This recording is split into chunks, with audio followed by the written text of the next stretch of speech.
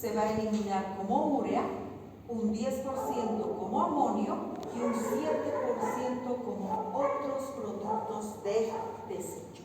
¿Cuáles serían los otros productos de desecho? Por ejemplo, creatinina, ácido úrico o bilirrubina.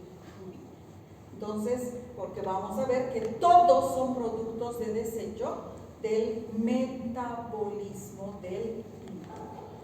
Bueno, cuando el paciente tiene una dieta adecuada, siempre la cantidad de nitrógeno ingerida es igual a la cantidad de nitrógeno eliminado.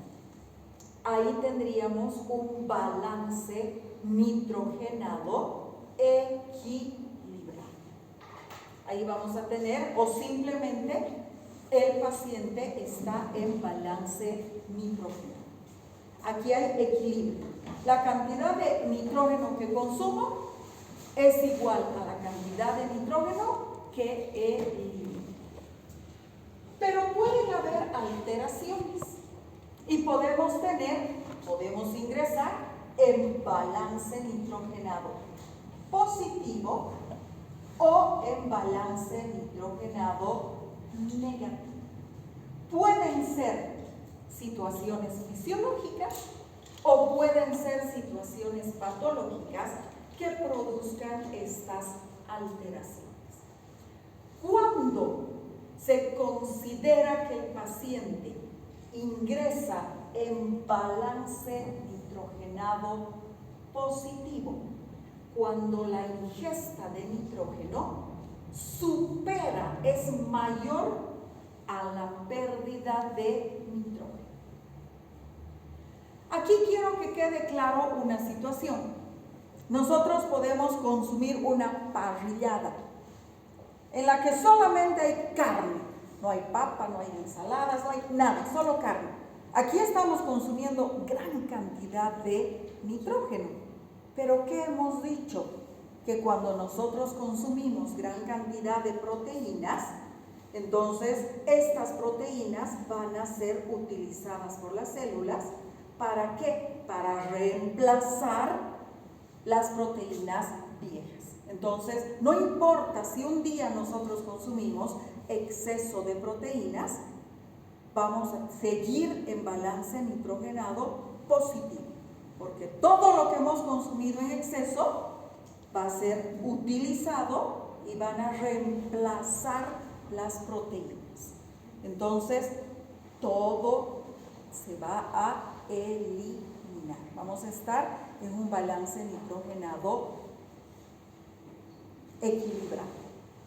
¿Sí? ¿Qué pasa si mi paciente es una mujer embarazada?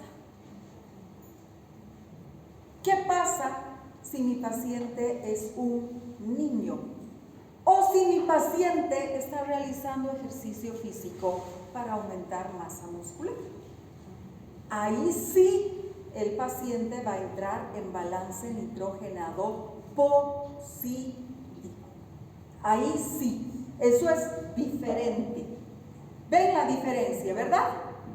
Si yo no hago nada para obtener más musculatura, entonces todo el exceso que consumo se va a eliminar y vamos a estar en balance equilibrado. ¿Por qué las mujeres embarazadas? Porque tienen que formar lo que come la mamá, va a pasar vía sanguínea para formar las proteínas del bebé. Entonces, aquí todo el exceso, todo lo que salga del recambio a través de la sangre va a pasar a la circulación del bebé. Porque el bebé no tiene forma de alimentarse. La mamá tiene que consumir alimentos también para el bebé. Entonces, es balance nitrogenado positivo. En los niños están en crecimiento y crecen por obra y gracia del Espíritu Santo. No, hay que darle suplementos alimenticios, hay que darle proteínas. ¿Para qué? Para que aumente su masa muscular. Entonces, obviamente los niños en crecimiento tienen un mayor requerimiento nutricional, principalmente de proteínas. Eso significa que tienen un balance positivo. Necesitan más proteínas, consumen más nitrógeno del que eliminan. Por lo mismo, está aumentando el tejido muscular. ¿Qué pasa con el balance nitrogenado negativo? En este caso, la pérdida, la eliminación de nitrógeno es superior a la cantidad de nitrógeno ingerido. Ejemplo, en el cáncer, en las infecciones crónicas, en la fiebre o en pacientes con desnutrición. ¿Por qué?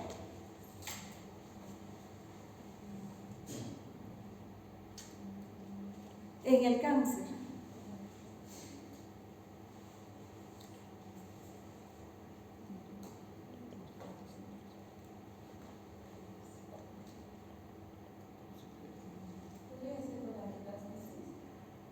no importa si hay metástasis o no,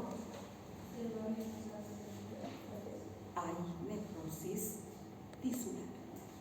Y como hay necrosis, hay muerte de células y como consecuencia de ello, pérdida de proteínas, pérdida de nitrógeno en gran cantidad. Infecciones, procesos infecciosos. Ahorita vamos a ver eso, vamos a dejar, ¿sí? Procesos infecciosos, traumatismos, incluso estrés va a provocar un balance nitrogenado negativo, igual que la fiebre. Ahorita vamos a ver. En la desnutrición, eso es obvio. En este caso, no consumo proteínas. En los otros casos, el consumo puede ser normal, pero en la desnutrición, el problema es que el paciente no consume proteínas. Pero las células, los tejidos, igual van a seguir funcionando. Muy bien. Lo que les decía, la ingesta elevada de proteínas no produce balance nitrogenado positivo. Lo que les había explicado, ¿qué pasa si comemos una parrillada? Un montón de proteínas, pero estas proteínas, si nosotros no las vamos a utilizar, entonces van a recambiar las proteínas que están en nuestro organismo, pero todo lo que se elimina de este recambio se va a perder. Entonces, en este caso, voy a tener gran cantidad de ingesta de proteínas, pero también gran cantidad de pérdida de nitrógeno. Entonces, es un balance nitrogenado en equilibrio. ¿Qué pasa? Aquí está, justamente.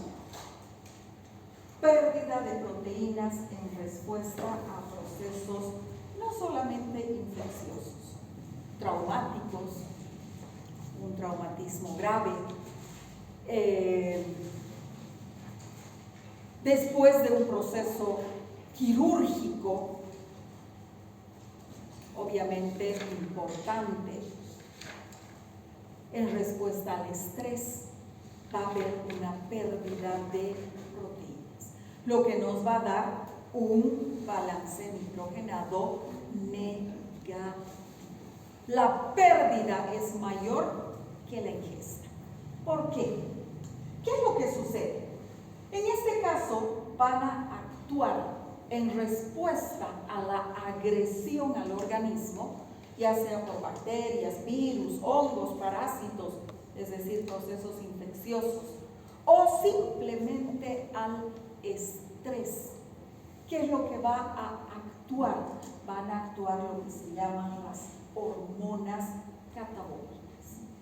¿Y cuáles son las hormonas catabólicas? Cortisol, la adrenalina, las catecolaminas y por supuesto la insulina y el glucagón. hacen las primeras. Cortisol, catecolaminas, adrenalina, cortisol. ¿Qué hacen?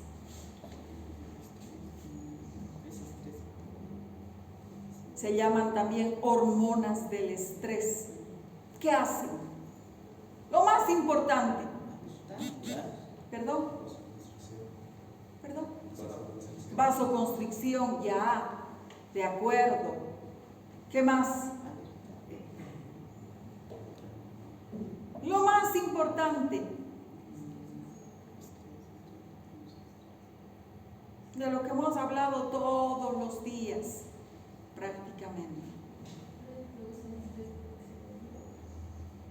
Producen estrés oxidativo, puede ser, pero hay una cosa más importante todavía, porque eso sería a largo plazo. ¿Qué tipo de hormonas son, pues?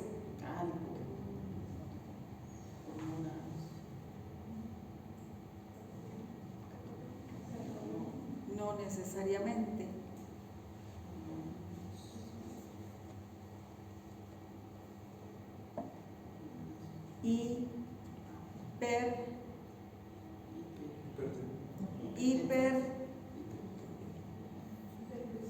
Hiperglicemiantes. Son hormonas que me aumentan los niveles de glucosa. Son hormonas hiperglicemiantes.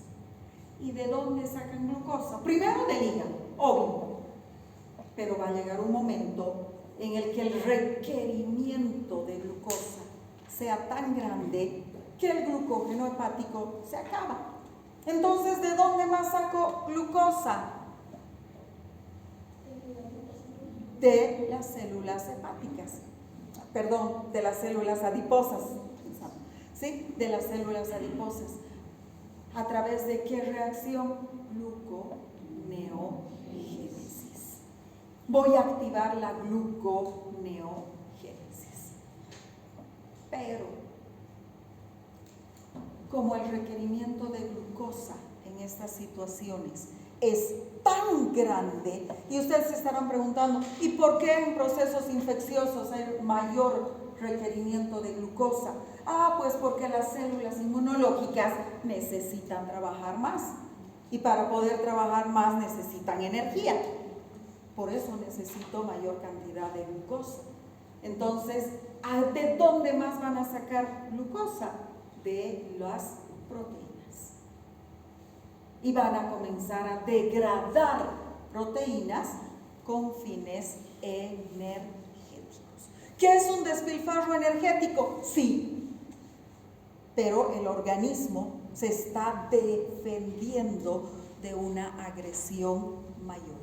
Entonces vamos a tener un aumento de la gluconeogénesis. ¿Qué pasa con la insulina? No me conviene meter, por lo menos es lo que piensa mi organismo.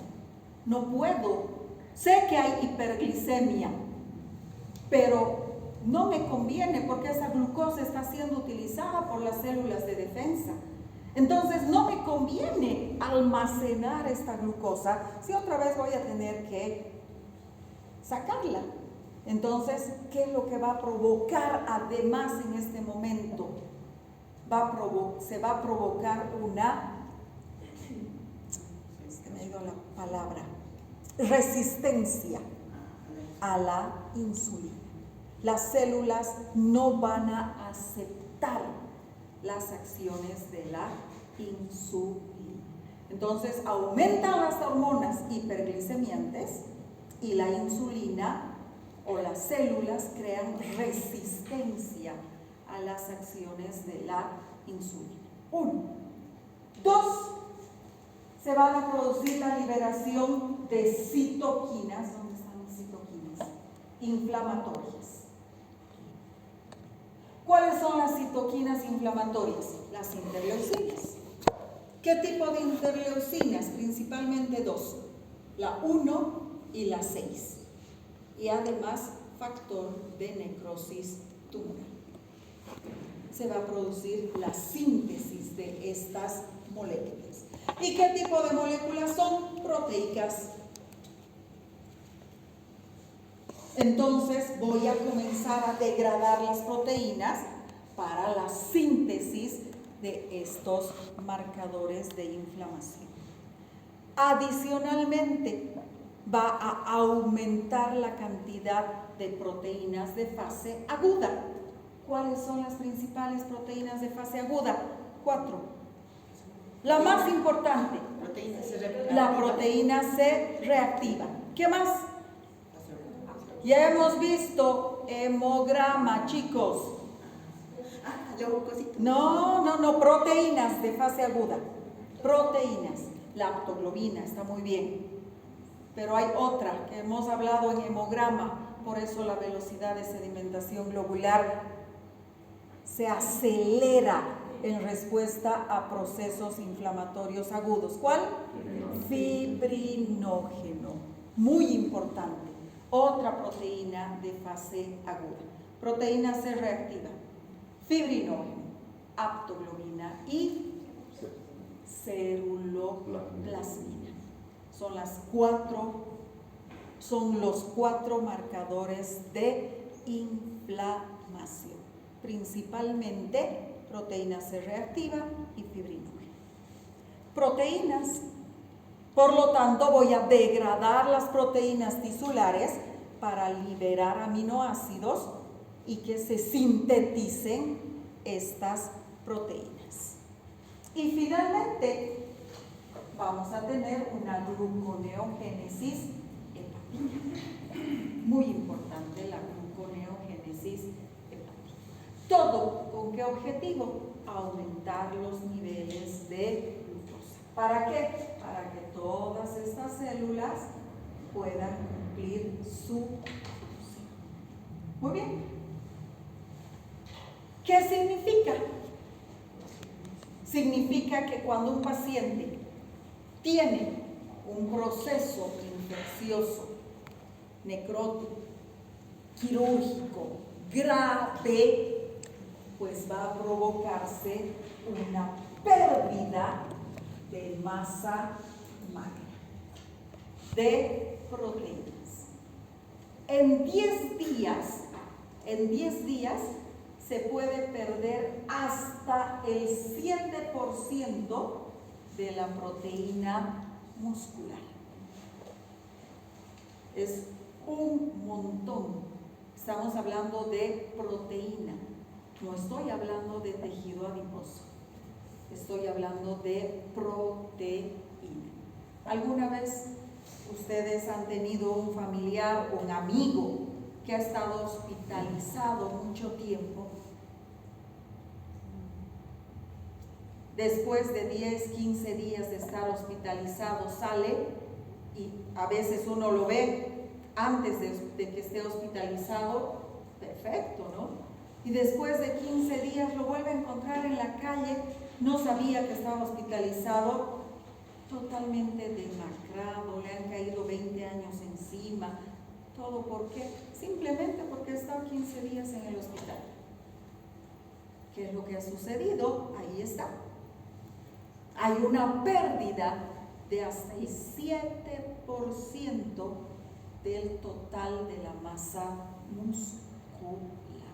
¿Por qué? Por la gluconeogénesis. Y la síntesis, obviamente, de proteínas de fase aguda.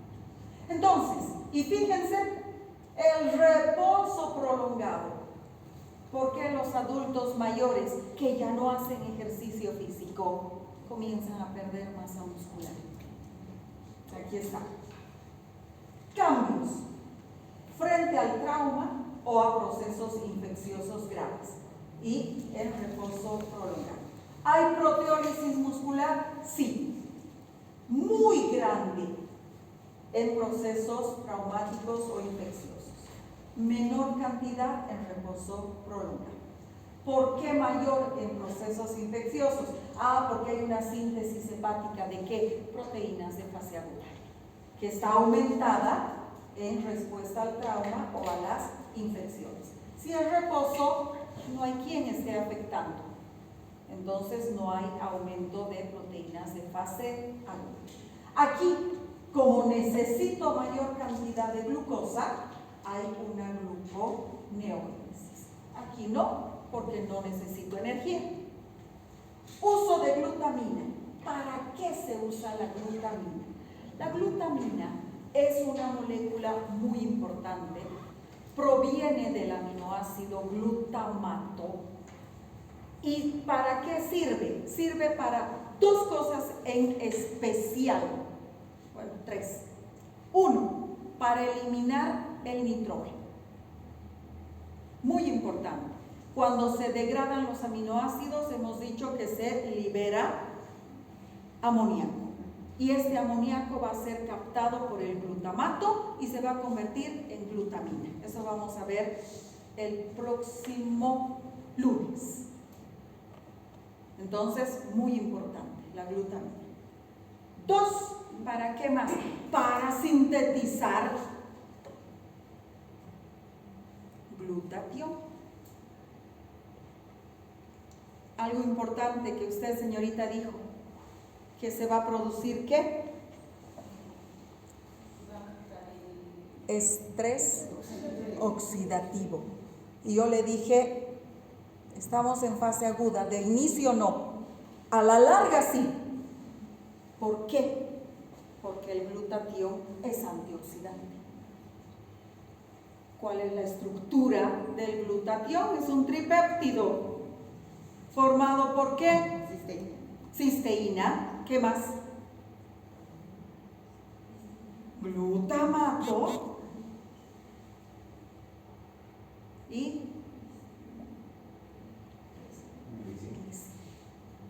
glicina. Y ahí está el glutamato. Y finalmente, pues para formar, sintetizar células inmunológicas. Excreción de nitrógeno, pues sí. Si se están degradando las proteínas musculares, obviamente que vamos a tener una excreción aumentada, tanto en forma de urea como de creatina muscular, proteínas musculares. En el reposo prolongado también aumenta la excreción. ¿Por qué? Porque se están degradando, hay proteólisis muscular. Pérdida de masa magra, sí, rápida, hasta un 7% en 10 días. Aquí es moderada y progresiva.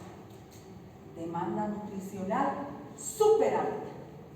Aquí, fíjense, prácticamente no. ¿Qué necesita? Ejercicio físico.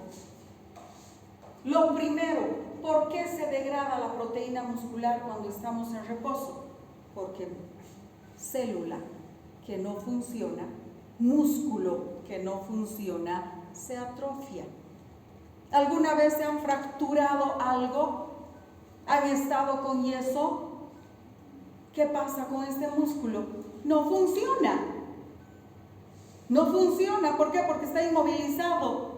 Nos quitan el yeso, comparamos nuestros brazos y este es delgadito. ¿Qué ha habido? Atrofia muscular. Eso es lo que ha pasado. Y si mi paciente no quiere levantarse de cama, pues obviamente va a pasar lo mismo. Por eso es que a los adultos mayores tenemos que exigirles que se levanten de cama.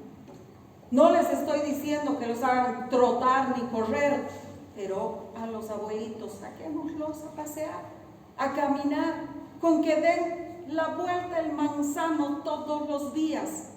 Evitamos la atrofia muscular. ¿Está comprendido? ¿Sí? Entonces, si sumamos a este paciente que está con un proceso infeccioso, hospitalizado y que está causando esto, más el reposo prolongado, pues obviamente que a este paciente se le van a venir 20 años encima. ¿Está comprendido? Muy bien. Esto ya hemos visto cuando hemos hablado de las enzimas transaminasas, es la misma imagen, el proceso se llama transaminación. Tenemos un aminoácido, generalmente es un aminoácido esencial, que va a ser el donador del grupo amino. ¿A quién le va a donar? A un cetoácido. Entonces, este aminoácido cede el grupo amino a un cetoácido aceptor. ¿Y qué me forma? Un nuevo aminoácido.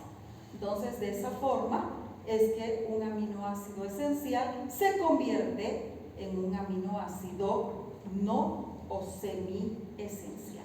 Y obviamente, este aminoácido, al perder su grupo amino, se convierte en cetoácido. ¿Qué enzimas? Aspartato aminotransferasa, alanino aminotransferasa. Son las dos enzimas transferasas. No las únicas, pero sí las más importantes. Y finalmente, ¿cuál es el destino de los aminoácidos?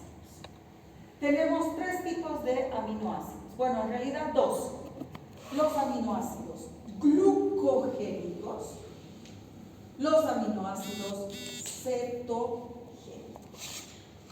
y los mixtos. Es decir, que dependiendo de las condiciones metabólicas, van a ser glucogénicos o van a ser cetogénicos. Esos son los mixtos. Y si aquí vemos, están los 10 aminoácidos esenciales. Y estos aminoácidos, solamente 2 son cetogénicos: la lisina y la leucina. Los 8 restantes son glucogénicos. ¿Qué van a provocar? ¿Qué van a formar estos 10 aminoácidos esenciales? Van a formar 7 productos, de los cuales 5 son parte del ciclo de Krebs. ¿Qué me van a formar? En realidad 4. Me van a formar piruvato, que no es parte del ciclo de Krebs; acetilcoenzima A, que no es parte del ciclo de Krebs, pero inicia; un aminoácido que no está, un compuesto que no está aquí y que tampoco es parte del ciclo de Krebs, que se llama acetoacetato, que es lo que se forma cuando se unen 2 acetilcoenzimas A. Y finalmente, alfa-cetoglutarato, succinilcoenzima A, fumarato y oxalacetato, que sí son parte del ciclo de Krebs. Entonces, 7 compuestos que se forman como consecuencia de la degradación de los aminoácidos. Solamente lisina y leucina me forman acetilcoenzima A, que no va a entrar al ciclo de Krebs. Por eso son cetogénicos. Cuando se degrada la lisina y la leucina, se forman cuerpos cetónicos. Se forman cuerpos cetónicos. No hay más. En ningún otro lado hay lisina ni leucina. No son mixtos. Treonina, isoleucina, metionina, valina. ¿Sí? Estos son tirosina, fenilalanina, triptófano, tirosina, fenilalanina, treonina, isoleucina, treonina, triptófano. Estos son exclusivamente cetogénicos. Muy bien. Con eso hemos terminado por hoy. Para el sábado. El jueves no vamos a pasar clases. Sí. Mañana estoy yendo a La Paz.